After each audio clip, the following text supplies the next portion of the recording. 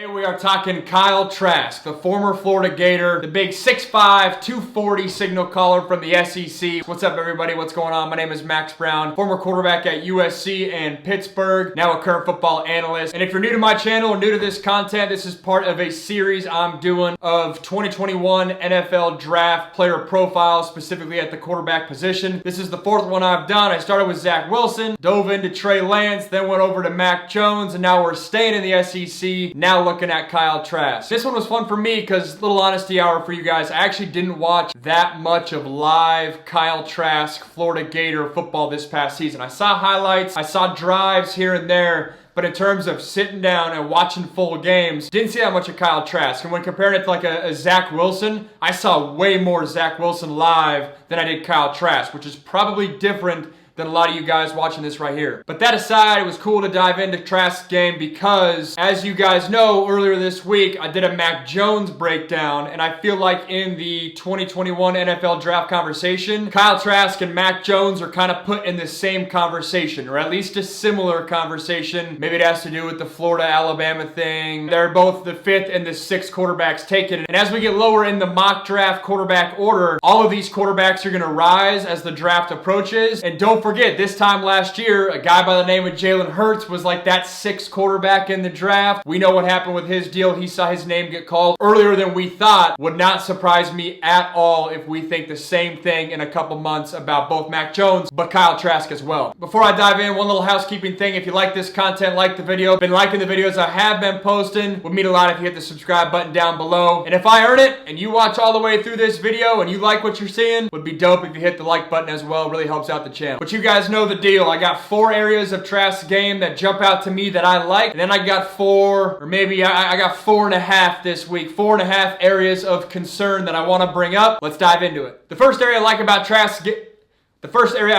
Kyle Trask's game, I am going to struggle with that this whole breakdown. Saying Trasks, that's tough.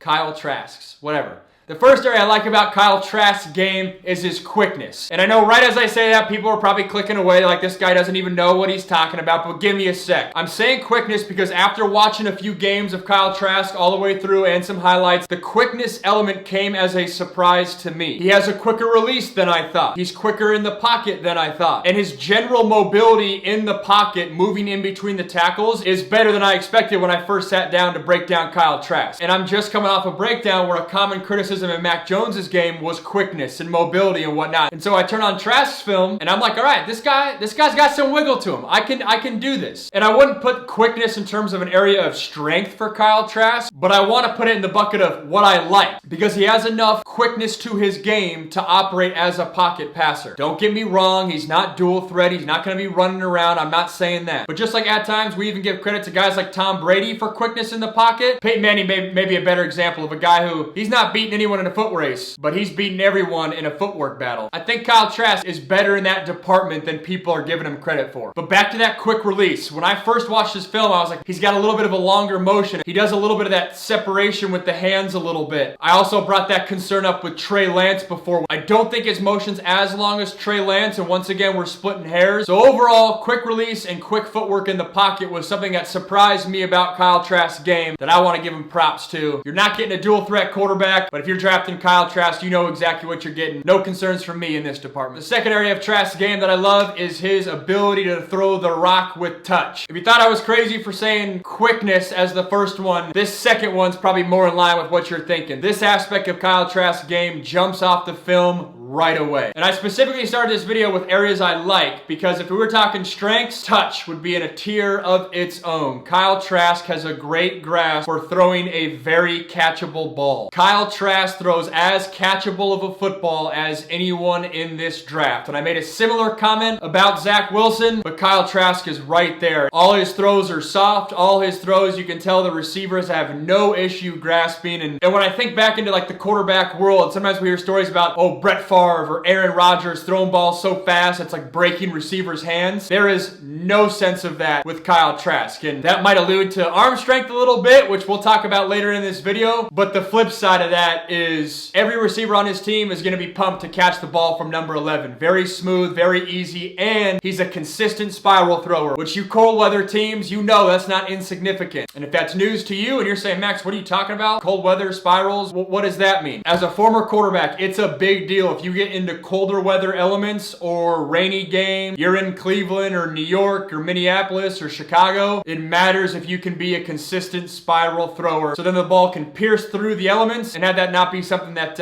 impacts your game as a quarterback. But the touch from Kyle Trask really jumps out in the level 2 throws. If level 1 means on a line and level 3 means a skyrocketed deep ball, level 2 is somewhere in between, and Kyle Trask throws, it feels like he throws every football as a level 2, and there's a reason, because he's comfortable with it and he's really good at it. And those level 2 balls with a little arc onto them, and I'm not talking lollipops, I'm not talking like he's just chucking things up there. No, it's firm with an arc, and Kyle Trask does a great job of layering the football and throwing receiver-friendly footballs that are going to lead to a lot of completions. The third area I love about Kyle Trask's game is something you cannot quantify, and that is his toughness. When you turn on the film, and I watch the game versus Bama, I watch the game versus Georgia, my man Kyle Trask is getting hit a lot. And once again, I'll make the Mac Jones comparison. Coming off watching a bunch of Mac Jones film, I didn't feel like he got hit a ton. It wasn't like it was a cakewalk back there, but when you turn on the Kyle Trask film, he's getting popped in the chin a bunch throughout the game. He's taking shots to the body, and that's where I was impressed and forgot how big Kyle Trask is. We're talking 6'5", 240. He can stand in the pocket, take those hits, and that's not an insignificant factor, especially getting to the NFL, bigger, stronger, faster athletes. Being able to take those hits is a big deal, and not only take those hits, but make completions down the field. Anyone can stand in the pocket and just get hit and take hits. We don't care about that. We want to see completions while you're getting hit, and Kyle Trask does a great job of that. I mentioned those touch throws. You can tell he has a great grasp of even if he's staring down the gun barrel and he knows he's going to get hit right there, he can throw guys open, use touch to his advantage, use air on the ball to his advantage, and get the football out of his hands without taking a sack, even if that means he has to take a hit. And I swear I didn't mean to do this in this breakdown, but I'm realizing a lot of these strengths are literally the polar opposite of some of the points I brought up about Mac Jones. I swear I didn't mean to do that. It's just kind of how the breakdown played out. And it's going to happen again right here, in that the fourth area I like about Kyle Trask's game is the responsibility Kyle Trask had to take on for this Florida Gator offense. In 2020, if Kyle Trask and his right arm don't show up to the park, Florida is not winning that football game. With other quarterbacks in the draft, that might not necessarily be the case. Once again, Mac Jones. Maybe you can say something similar about Trevor Lawrence a little bit. Maybe Justin Fields a little bit. I'll need to dive into his film a little bit more. But this is a huge factor to me, because when I turn on the film, I can tell that number 11 is having to drive the ship. And yes, he has players on his team. He has Kyle Pitts, who I absolutely love. He has Grimes outside, who's a big-time playmaker. But at the end of the day, this offense goes through Kyle Trask. And if I'm an NFL GM and I turn on the film, I love that, because I want a quarterback that's had to be the dude for his offense and had to take on that responsibility and had to truly drive the car with the mentality that every time my offense goes on the field, I know I have to show up. That weight that Kyle Trask had to carry this past year is a big deal for me. 43 touchdowns, only 8 interceptions, the ability to put up big numbers, to expose defenses, but also be efficient at the same time. You gotta love that aspect about Kyle Trask's game. And as I say this point out loud, the quarterback that jumps out to me is Aaron Rodgers, obviously the NFL MVP. There are a lot of great quarterbacks in the NFL, but when you turn on Aaron Rodgers, at times you get the sense that they could just put out 4 random receivers and number 12 would find a way. That level of responsibility that you can sense that Aaron Rodgers has with the Green Bay Packers, I felt a similar mentality with Kyle Trask. I'm not saying Kyle Trask is Aaron Rodgers. What I'm saying is that level of responsibility to put the offensive production on your back. I like what Kyle Trask brought to the table in 2020. And yes, I know Kyle Trask had Kyle Pitts to throw to, and he's an absolute stud. That dude is legit. He needs to get drafted ASAP on the first day of the draft. But to stick with this analogy, Aaron Rodgers has Devontae Adams, so who knows? But either way, you guys know what I'm talking about. All right, now we're on to the areas of concern, the fun part of this video. Max, what do I need to know if my team drafts Kyle Trask? What areas does he he need to improve? What areas do I need to look out for? What are we getting in Kyle Trask? And these areas of concern were fun because they were unique, or a couple of them are unique, and they're kind of like thought-provoking. I'll show you what I mean. First area of concern I have about Kyle Trask is I can't tell if that's just the way he drives the football and it's just a little bit quirky, or if he just doesn't have that juice in the tank to really drive one to the receiver. You guys let me know. Does it look like he's driving a football and really getting into it and turning on it and throwing it on an absolute rope? It's the weirdest thing, and I talked about it as an area of strength. Kyle Trask throws a lot of two trajectory football. That's just part of his game. But it's an area of concern for me because, one, when I watch the football, I can't tell. And in college, he was able to get away with that. A lot of touch throws and layering the football and kind of throwing open to space. But as he gets to the NFL, he's going to have to be able to put his back foot in the ground and drive an absolute frozen rope to the outside sideline or up the seam. You did not see that aspect often in Kyle Trask's game during that season because in college, this was not a concern. I wouldn't sit back there and say, oh, he was throwing interceptions because he couldn't throw the ball on a line. No, there was none of that. He found a way to hit the open receivers. The area of concern comes for me knowing that, hey, jumping to the NFL, if I don't see that ball absolutely jumping off the hand, that concerns me a little bit, especially when those windows get tighter. The second area of concern I have about Kyle Trask's game, and it's going to piggyback off the first one, is arm strength. And yes, to me, ability to drive the ball and arm strength are different. Someone can drive the football and throw it on a line without having arm strength. Getting back to that level 1 throw I'm talking about. And maybe that makes my first point a little bit more clear. You just don't see that a lot in Kyle Trask's game of throwing a dart in there. Arm strength, on the other hand, to me has nothing to do with the trajectory of the football. I'm talking, can you throw a football through that wall? I mentioned Brett Favre earlier. That dude had a cannon. That dude had arm strength. And there's a concern to me with Kyle Trask of how much he has in the tank. It's not crazy. It's not like he has a wimpy arm. But when I watch him throw, and I was guilty of this as a quarterback too, Kyle Trask really gets over the top with his throwing motion. And this might be a video for a different time, but it's funny because as young quarterbacks, you get it ingrained in you to get over the top, because that's viewed as good fundamentals, right? The cardinal sin for a young quarterback is if you throw sidearm or anything like that. But I know for me, I got it programmed in me to, hey, get over the top. But when you do that, sometimes you're not able to truly activate your core and really be a boxer back there and truly punch through that throw, right? You don't see boxers coming from like this, right? They're staying right here. They're staying compact. And when I watch Kyle Trask at times with some of the arm strength concerns, it comes because he's getting over the top, and I don't think he's able to truly drive and get everything on it like some of these other quarterbacks in the draft. Maybe I should have put that as 1A and 1B, driving the football and the trajectory of the throw and arm strength. And it's a fine line, right? Because a strength that I liked about Kyle Trask's game is his ability to throw with touch and layer the football. But an area of concern, on the other hand, is when he has to, and now window's tight, can Kyle Trask drive it through there? That's something I'm watching if I'm an NFL GM. I want to watch one clip to give you guys a tangible example of this driving the football point I'm trying to make. Let's check it out. Right there.